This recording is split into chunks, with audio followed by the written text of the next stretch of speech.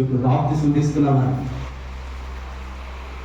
తీసుకున్నటువంటి మనం వారిని యాగము చేయటం.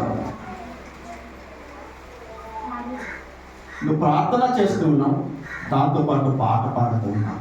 నువ్వు పాట పాడుతూ ఉన్నప్పుడు, నువ్వు స్తుతులు చెల్లిస్తున్నప్పుడు, నువ్వు యాగము చెల్లిస్తూ ఉన్నప్పుడు సమస్తమును కలిసి దేవుడు. అందుకే అక్కడ ఏమంటాడంటే ఆదికాండ గ్రంథంలో యాకోబు గారి దగ్గరికి వచ్చిన దగ్గర యాకోబు గారు సమస్తాన్ని విడిచిపెట్టి ఒక్కడే మిగిలేను.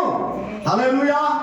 నువ్వు యాగము చేస్తూ ఉన్నప్పుడు, నువ్వు బలియాగము చెల్లిస్తున్నప్పుడు, నువ్వు స్తుతులు చెల్లిస్తున్నప్పుడు, నువ్వు దేవుని దగ్గర సమస్తాన్ని అంటే నిన్ను నువ్వు మర్చిపోయి నీకేమన్నదు ప్రతి దాన్ని కూడా, లోకముకు సంబంధించిన ప్రతి దాన్ని కూడా పక్కన పెట్టి దేవుని మహిమ కలిగినటువంటి జీవితమును జీవిస్తూ స్తుతి యాగము. అందుకే ఏమంటాడు, ఈ దేహముతో ఈ ఆత్మతో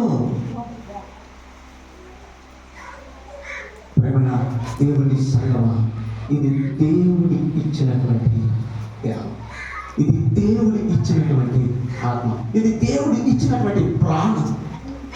స్తుతి యాగం చేయటం. అందుకే అంటాడు, అదే ఎవరి పత్రిక 6వ అధ్యాయంలో ఏమంటాడు, జ్ఞాపకం చేసుకున్నాం. ఒకసారి జ్ఞాపకం చేసుకున్నారు. ఎవరి పత్రిక 6వ అధ్యాయంలో నేను ముగిస్తూ ఉన్నాను. 6వ అధ్యాయంలో 4వ వచనం చాలా సార్లు మనం చదివేటాం ఈ మాట. ఆ జాగ్రత్త వినాలి ప్రేమైన దేవుని సంగమా. ఇక్కడ కూర్చున్న మనమందరూ కూడా జాగ్రత్తగా వినవలసిన మాట. ఇక్కడ ఉన్న మనమందరూ కూడా ఎందుకు ఈ మాట అంటే, ఒక్కసారి వెలిగింపబడి వినాలి. నలుగురు వెలిగింపబడ్డారు. ఇక్కడ వెలిగింపబడ్డారు. ఇప్పుడే ఈ క్షణమే ఇందాక బాప్తిస్మం తీసుకున్నారు, వెలిగింపబడ్డారు. దేని చేత వెలిగింపబడ్డారయ్యా అంటే, తండ్రి కుమార పరిశుద్ధాత్మ చేత దేవుడి యొక్క మహిమలైన వాక్యము కలిగి ఆయన యేసు ప్రభువుని ఇచ్చిన దేవుని వరమైనటువంటి నీటి ద్వారా, ఆత్మ ద్వారా వెలిగింపబడ్డటువంటి వారు. వాళ్ళొకటేనా?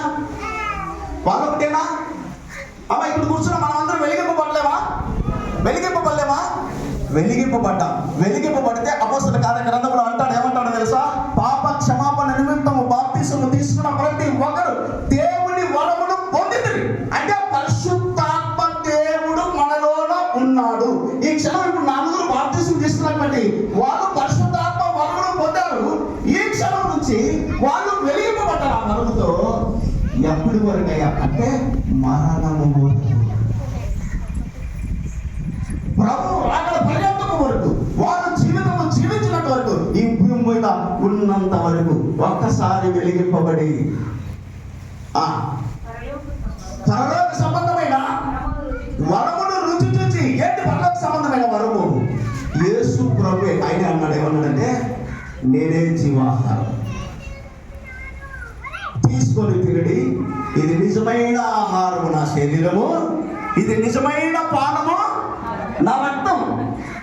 యేసు ప్రభు అన్న మాట నిజమా కదమ్మా? వాస్తవం కదా? వింటున్నారా? హల్లెలూయా. వింటున్నారా? ఆ వరమును రుచి చూచి ప్రభావమును అనుభవించిన తర్వాత ఏంటి